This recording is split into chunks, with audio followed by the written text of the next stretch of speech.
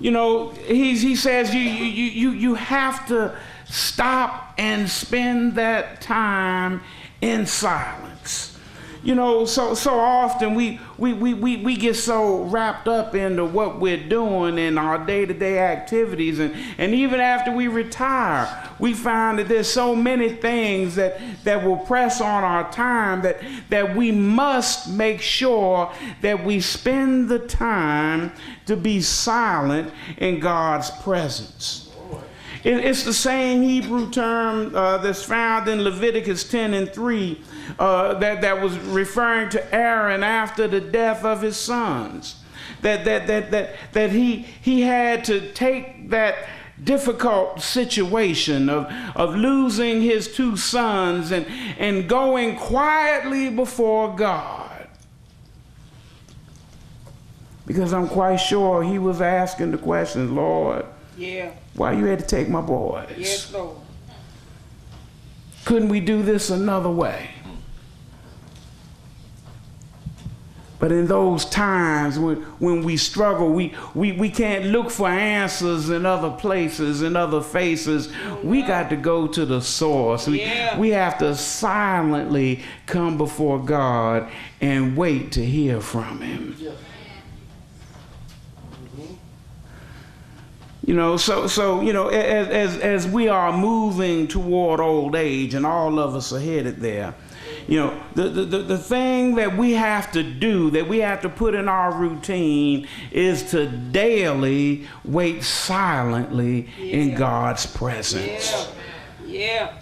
And that doesn't mean we're going there to complain. Doesn't mean we're going there to ask a bunch of questions. Don't mean we're going there with a shopping list. But it means we just want to come into his presence.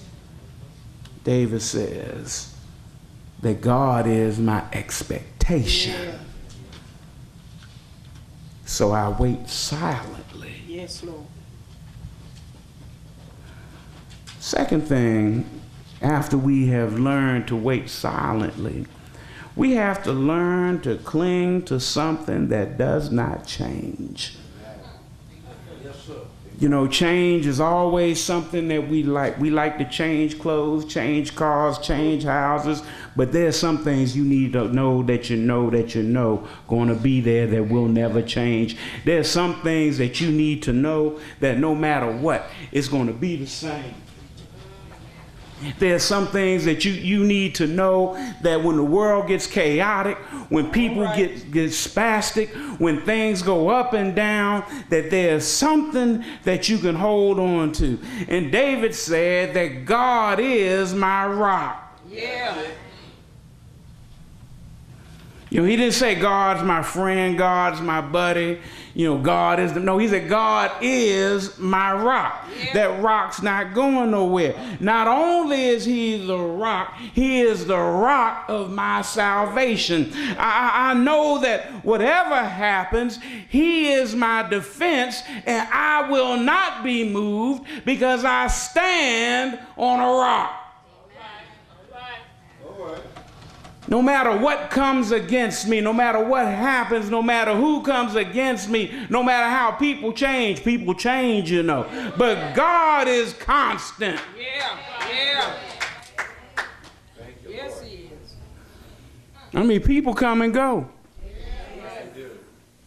You know, and a lot of times it's not their choice. Folk come and they go. All of us come to pass. If you ain't got the memo, we leaving here. And chances are you going to leave somebody behind. And if you one of those who've been left behind, if you leaning on somebody else when they gone, you better find something to lean on to. And that's why David said, God is my rock. He said, my soul waits patiently for God alone, for my expectation is from him. We got to learn how to wait silently on the Lord. We have to learn to put our trust and cling to something that doesn't change. The third thing that we had to hold on to, and this is a very important one. This is one that we will probably never admit to our closest friends or maybe even to ourselves, but this is one that we must work diligently with.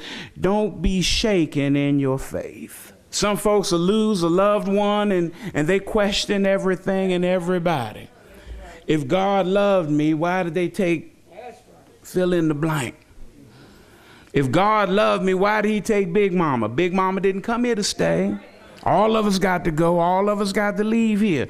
And we have to understand that even though God may take people from around us, God never leaves us. Though if you live long enough, you end up with more friends on the other side that you have on this side. But one thing that you can be sure of, that God will never leave you. You have to have confidence in the fact that no matter what, God got it covered.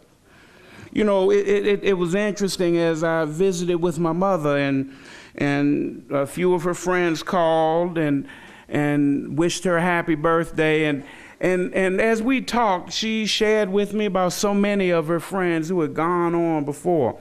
And I remember all of the missionaries that Mama served with for over 35 years at Matthews. Of that crew, is only her and one left. And I thought, you know, that must be rough to look around and see all your friends gone. Yet, my mother didn't allow that to stop her. Because after I got there, she had made a list of folks we had to go see, and we had to go down to the senior center. And as we went to the senior center that the church operates, there are a whole bunch of old folks there that I didn't know them. They were young folk when I left, and they're old folk now. And all of them were younger than Mama.